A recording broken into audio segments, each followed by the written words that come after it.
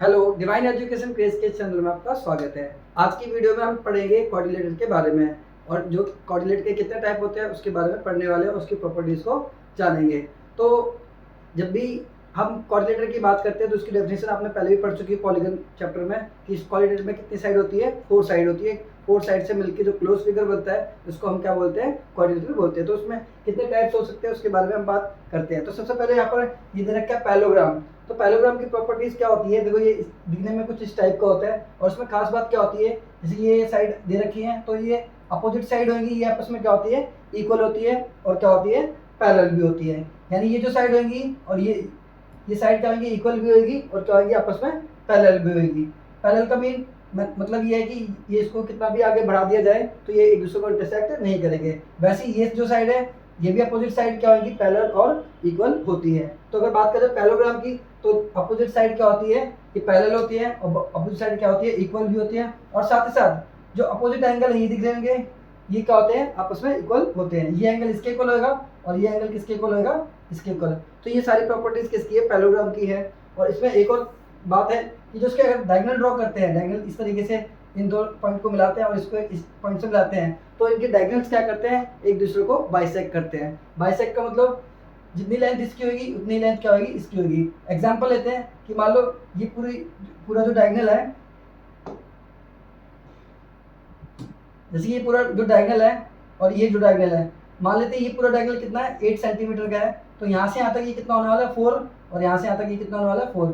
वैसे ही मान लेते हैं ये 6 का है तो ये यहाँ से यहाँ तक कितना हो जाएगा, 3। और यहाँ से यहाँ तक कितना हो जाएगा, 3। तो इस तरीके से जो पैरेललोग्राम की प्रॉपर्टीज होती है, पहले अपोजिट साइड इक्वल होती है तो पैरेलल भी होती है और एंगल अपोजिट एंगल भी क्या होता है, इक्वल होता है। साथ ही साथ डायगोनल की बात करें तो डायगोनल क्या करते हैं, एक दूसरे को बाइसेक्ट करते हैं आपस में।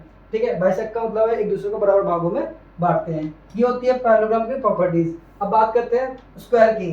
तो देखो जितनी पैरेललोग्राम में प्रॉपर्टीज है, सारी की सारी प्रॉपर्टीज किसमें होती है, स्क्वायर के अंदर होती है। स्क्वायर को भी हम क्या बोल सकते हैं, पैरेललोग्राम बोल सकते हैं। बट इसके स्क्वायर की खुद की प्रॉपर्टीज होती है, वो क्या होती है, इसमें सारी की सारी साइड आपस में क्या होती है, इक्वल होती है। जैसे कि पैरेललोग्राम में अपोजिट साइड इक्वल होती है, बट स्क्वायर में क्या होती है, सारी की सारी साइड क्या होती है, बराबर होती है। और सारे के सारे जो एंगल है वो कितने डिग्री के होते हैं, 90 डिग्री के होते हैं। तो ऑल साइड्स आर इक्वल और सारे के सारे क्या होते हैं, एंगल 90 डिग्री के होते हैं। अब बात करें इसके डायगोनल की, तो ये अगर ये लाइन और ये लाइन ये तो डायगोनल कहलाती है। और जैसे डायगोनल के बारे में आपको पीछे वीडियो में पॉलीगन वाली वीडियो में भी बता चुका हूँ। इसके जो डायगोनल होंगे ये लेंथ में क्या होते हैं, इक्वल होते हैं।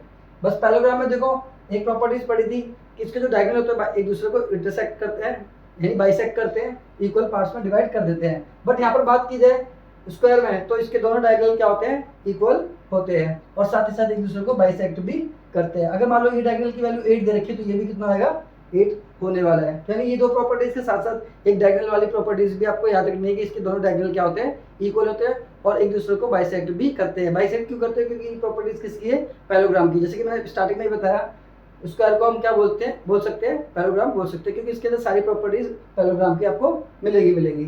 ठीक है, अब बात करते हैं रेक्टेंगल की। तो रेक्टेंगल भी एक क्या होता है, पैरेललोग्राम होता है। इसमें भी अपोजिट साइड क्या होते हैं, इक्वल और पैरेलल होती है। ठीक है, ये साइड इसके इक्वल हो जाएगी और ये साइड इसके इक्वल हो जाएगी और ये पैरेलल भी होगी। तो यानी इसको भी हम क्या बोल सकते हैं, पैरेललोग्राम बोल सकते हैं। अब बात करें इसकी खुद की प्रॉपर्टीज क्या होती है, इसके सारे एंगल कितने डिग्री के होते हैं, 90 डिग्री के होते हैं। जैसे कि इसमें भी 90 डिग्री तो राइट एंगल में भी क्या होते हैं, सारे एंगल 90 डिग्री के होते हैं। और साथ ही साथ इसके भी डायगोनल क्या होते हैं, आपस में इक्वल होते हैं। यानी ये और ये डायगोनल क्या होते हैं, आपस में इक्वल होते हैं, जैसे स्क्वायर में होता है। ठीक है, हम कह सकते हैं स्क्वायर के अंदर जो भी प्रॉपर्टीज है वो कहाँ से गई है, रेक्टेंगल से यहाँ पर गई है। स्क्वायर में एक अनोखी प्रॉपर्टी क्या होती है, जिसमें सारी की सारी साइड इक्वल होती है, बट इसमें रेक्टेंगल में नहीं होती है। ठीक है, तो अगर रेक्टेंगल की बात करें तो उसकी प्रॉपर्टीज क्या होती है, सारे एंगल 90 डिग्री के, अपोजिट साइड इक्वल भी होती है, पैरेलल भी होती है, यानी इसको पैरेललोग्राम बोल सकते हैं। और इसके डायगोनल क्या होते हैं, बराबर होते हैं। अब बात करते हैं रोम्बस की। तो रोम्बस में क्या होता है, सारी की सारी साइड क्या होती है, बराबर होती है। रोम्बस में जितनी भी साइड आपको मिलेगी वो सारी की साइड क्या है, बराबर होगी, जैसे कि स्क्वायर में होती है। बट ध्यान रखना स्क्वायर में 90 एंगल होता है, यहाँ पर अपोजिट एंगल इक्वल होते हैं, 90 का नहीं होता है। यानी सारी की साइड क्या होगी, सारी की सारी साइड इक्वल होगी और अपोजिट एंगल्स क्या होते हैं, इक्वल होते हैं। ठीक है, अपोजिट एंगल इक्वल्स और सारी की साइड क्या होगी, इक्वल होगी। और एक और बात जो कि सबसे इंपॉर्टेंट है जो स्क्वायर में भी थी, जो कि नहीं बताई थी।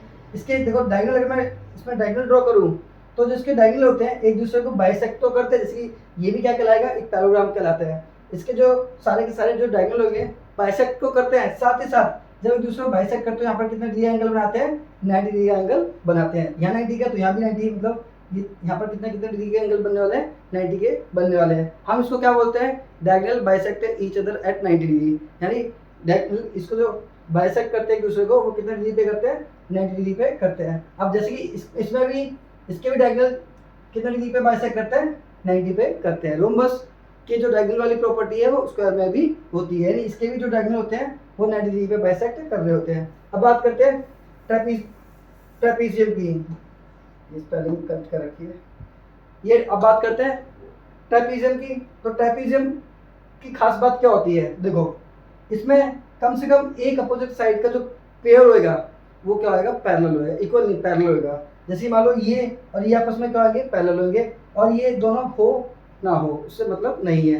यानी किसी भी फिगर में अगर किसी भी फिगर मतलब किसी भी कोऑर्डिनेटर में कम से कम एक अपोजिट साइड का जो पेयर है वो पैरेलल है तो हम उसको क्या बोल सकते हैं, ट्रेपीजियम बोल सकते हैं। ठीक है, और ध्यान रखना यहाँ पर जो जो पैरेलल लाइंस होगी, एडजेसेंट जो साइड है इसके जो ये एंगल होंगे इनको क्या बोलते हैं, एडजेसेंट एंगल। इनका सम कितना होने वाला है, 180 होगा। ठीक है, तो ये तो आपने वो इंटरसेक्टिंग लाइन के बारे में, ट्रांसवर्सल लाइन अगर दो पैरेलल लाइंस को इंटरसेक्ट करते जाती है तो कोऑर्डिनेट एंगल का सम क्या होता है, 180 होता है। तो इसमें कोऑर्डिनेट बोलते हैं, इसमें एडजेसेंट बोल दिया जाता है। अब बात करते हैं काइट की, तो इसमें एडजेसेंट साइड क्या होती है, इक्वल होती है। अब एडजेसेंट साइड किसे कहा जाता है जी, ये दोनों साइड होगी, ये दोनों क्या होगी, एडजेसेंट साइड होगी, यानी जिनका क्या हो, एक कॉमन वर्टेक्स हो तो उसको हम क्या बोल देते हैं, एडजेसेंट साइड बोल देते हैं। वैसे ये भी क्या होगी आपस में, ये दोनों आपस में क्या कहलाएगी, एडजेसेंट साइड होगी, यानी ये आपस में इक्वल और ये दोनों आपस में इक्वल होंगी। One pair of opposite sides angles are equal, देखो ये एक एंगल दिख रहा है, ये एंगल दिख रहा है, ये दोनों आपस में एंगल भी क्या होंगे, बराबर होंगे। तो ये यहाँ पर 1 2 3 4 5 6 यानी 6 टाइप के कोऑर्डिनेटर की बात कर ली गई है और यही हमें पढ़ने होते हैं। तो इन सबकी प्रॉपर्टीज आशा करता हूँ आपको समझ में आई होगी। अगर समझ में नहीं आए तो इस वीडियो को बार बार देखिए ताकि आपको सारी प्रॉपर्टीज याद हो जाए। और अगर कोई भी डाउट आपको लगता है तो कमेंट में उसको लिख सकते हैं ताकि उस पर और भी एक्सप्लेनेशन देने के लिए वीडियो बन सके। Thank you so much. इस वीडियो को लाइक ज़रूर करना अगर आपको ये वीडियो अच्छी लगती है, और अपने दोस्तों के साथ शेयर भी कर देना ताकि उनको भी टाइप्स ऑफ कोऑर्डिनेटर के बारे में पता लग सके। Thank you so much.